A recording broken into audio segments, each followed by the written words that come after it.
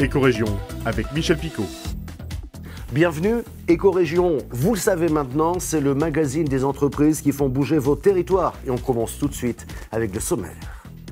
Des fours vosgiens exportés en Chine, un reportage dans un instant pour tout vous expliquer de Vosges TV. Et puis nous irons à Arcis-sur-Aube, où la sucrerie Cristal Union vit au rythme de la campagne betteravière. Nous y serons et c'est à découvrir avec Canal 32.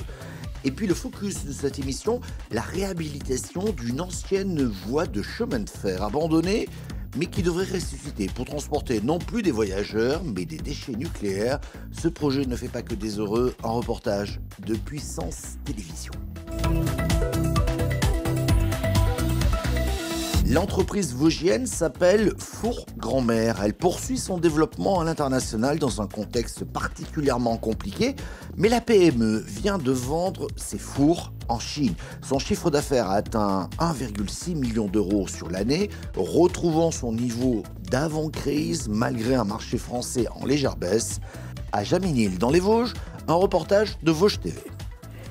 Des fours made in Vosges qui s'exportent à l'autre bout du monde. À Jaménil, l'entreprise Fours Grand-Mère poursuit son développement à l'international avec la vente de 2 nouveaux fours sur le marché asiatique cet été. Direction la Chine, Shanghai puis Shenzhen dans un mois. Alors que les commandes en France connaissent un léger ralentissement lié à la conjoncture économique et politique actuelle, l'activité à l'étranger, elle, se développe. Elle représente désormais près de 45% de l'activité. Ils ont souhaité un four à bois, alors que jusqu'à présent ils travaillaient à l'électrique. Donc ils voulaient montrer encore plus d'authenticité et de tradition en passant avec des fours comme ça. Ils ont acheté aussi un four à pain qui est très pratique de cumuler le feu de bois et la rotation du four. C'est bien plus facile à utiliser. Si les États-Unis sont leurs plus gros clients à l'international, les fours Grand-Mère doivent aussi composer avec des contraintes fortes, en particulier l'augmentation de 15% des droits de douane récemment imposés par le président américain Donald Trump.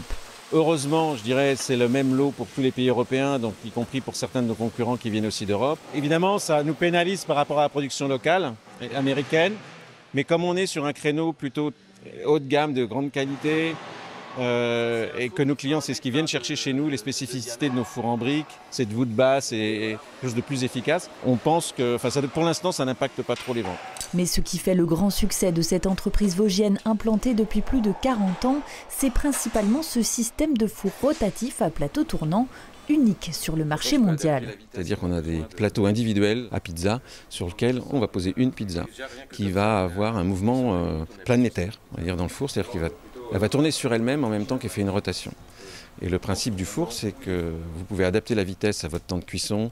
Et donc, on cuit en un tour. Quand la pizza revient, elle est cuite. Et elle est cuite parfaitement régulièrement, puisqu'elle aura tourné sur elle-même tout le temps. Et donc, vous n'avez plus à avoir le pizzaiolo qui va tourner lui-même la pizza à la pelle dans le four. Il n'a plus besoin de surveiller. Et ici, le savoir-faire humain, 18 salariés au total, est au centre du process. Je suis en train de faire un support pour mettre une porte Wesley, ce qu'on appelle une porte Wesley, une porte en fonte, pour pouvoir alimenter le four de pain ou de pizza.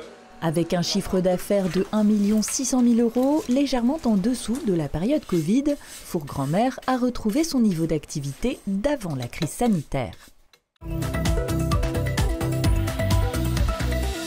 À Arcis-sur-Aube, la sucrerie Cristal Union vit au rythme de la campagne betteravière depuis le début du mois de septembre. Chaque minute et demie, un camion livre son chargement de betteraves.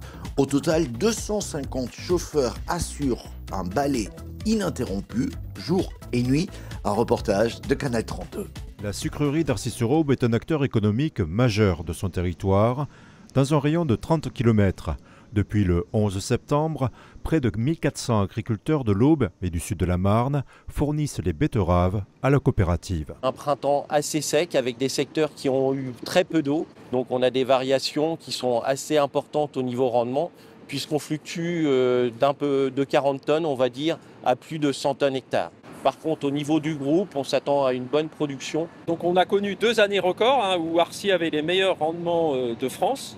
On a eu la campagne la plus longue depuis de très nombreuses années à Arcis l'année dernière avec 137 jours. Cette année, on va tout de même faire 125 jours, ce qui reste une très belle campagne. La sucrerie fait appel à des prestataires locaux pour transporter chaque jour 24 000 tonnes de betteraves jusqu'au site de transformation. Les agriculteurs arrachent les betteraves au niveau de leur champ, font des tas en bord de route ou en bord de champ. Et c'est nous qui venons chercher ces betteraves. Et 250 chauffeurs qui travaillent 24/24 pour alimenter l'usine, puisque l'usine a besoin d'un camion toutes les minutes et demie pour pouvoir assurer l'alimentation betterave. Mais on profite également de ces camions pour sortir des pulpes. Ils vont en méthanisation, en silo pour nourrir les animaux et également dans des déshydratations pour faire des bouchons. À Arcis-sur-Aube, la moitié des volumes est destinée à la production d'alcool. Un nouveau programme vise à réduire les besoins en eau pour cette activité de distillerie. Ici, nous avons actuellement un investissement assez important de plus de 8 millions d'euros qui va nous permettre d'épurer les eaux de la distillerie, les eaux de rejet de la distillerie. Nous allons récupérer cette eau qui a été épurée pour alimenter la distillerie à nouveau et faire encore des économies d'eau. Mais nous réutilisons notre eau de rejet pour faire de l'irrigation au printemps. Et là, il y a un problème d'odeur récurrent. Et cette machine va nous permettre de diminuer très fortement les odeurs. Après l'impact de l'interdiction des néonicotinoïdes sur les rendements, la filière surveille désormais l'accord de libre-échange Mercosur. Celui-ci prévoit l'importation de 190 000 tonnes de sucre supplémentaire et de plus de 8 millions d'hectolitres d'alcool, une production stratégique pour les sites d'Arcis-sur-Aube et de Bazancourt. Et puis le focus de cette émission déraille au milieu de la végétation, mais d'ici à quelques années, ce sera une voie ferrée toute neuve. Pourtant, cette ligne est à l'abandon depuis une dizaine d'années. Une fois réhabilitée, cette voie va permettre d'acheminer des matériaux de construction et des déchets nucléaires vers le site d'exploitation de Bure. 76 trains par an, à peu près 6 trains par mois. Mais cette ligne ne plaît pas à tout le monde. Focus proposé par Puissance Télévisions. Des rails au milieu de la végétation, mais d'ici quelques années, ce sera une voie ferrée toute neuve. Pourtant, la ligne 027 000 est à l'abandon depuis une dizaine d'années. Elle relie Nançois-Tronville à Gondrecourt-le-Château.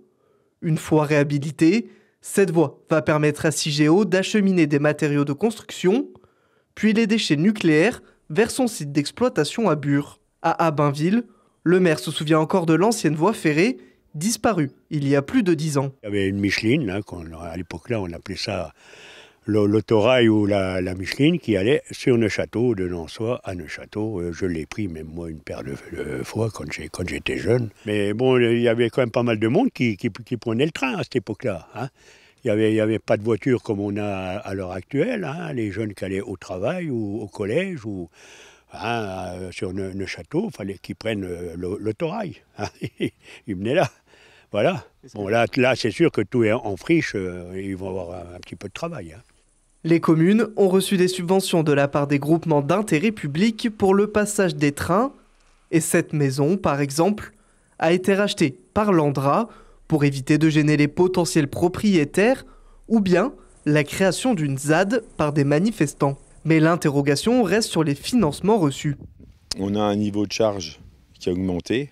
Et aujourd'hui, sans cet accompagnement-là, on ne bouclerait plus notre budget. Il est clair que si on n'a pas aujourd'hui de garantie sur l'accompagnement, rien n'est fiché. Si l'accompagnement n'est pas là, nous, on refusera cette ligne de chemin de fer. Parce qu'elle servira uniquement à l'Andra.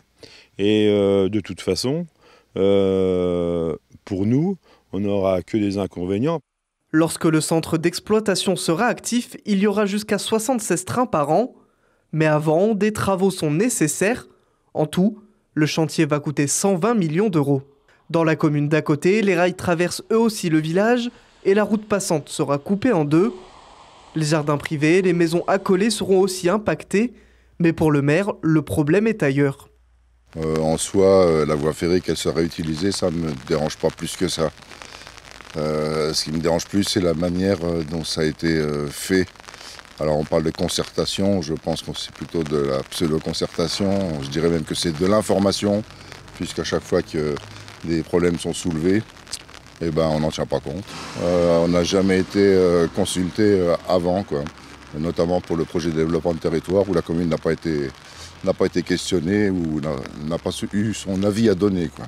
Mais tous ne sont pas d'accord pour le passage des trains dans les communes, notamment le collectif de la protection de la vallée de l'Ornain. Il y a quelques mois, une réunion a été organisée à Bar-le-Duc pour alerter sur les problèmes que vont causer ces trains. Le paysage va changer. Des personnes qui avaient l'habitude d'aller faire leur jardin et de traverser les voies ne pourront plus. Et puis, au niveau écologique, tout va être bétonné, il va y avoir des bassins de rétention, il va y avoir du béton partout. Donc le cadre de vie va être modifié. Et puis les nuisances du fait d'avoir à terme des colis quand même qui transportent des déchets hautement radioactifs qui passeront devant leurs fenêtres. Donc les personnes ne comprennent pas qu'on réhabilite cette voie qui a servi autrefois à transporter des passagers et des céréales, mais aujourd'hui pour des déchets, les gens ne sont absolument pas d'accord. Beaucoup de personnes n'ont pas été informées lors de l'achat de leur maison et aujourd'hui ils se disent qu'est-ce qu'on va en faire? Nos enfants ne viendront pas y habiter et nous on n'arrivera plus à la vendre. Des cartes sont aussi mises en avant avec des déraillements de trains qui ont lieu dans la région ces dernières années.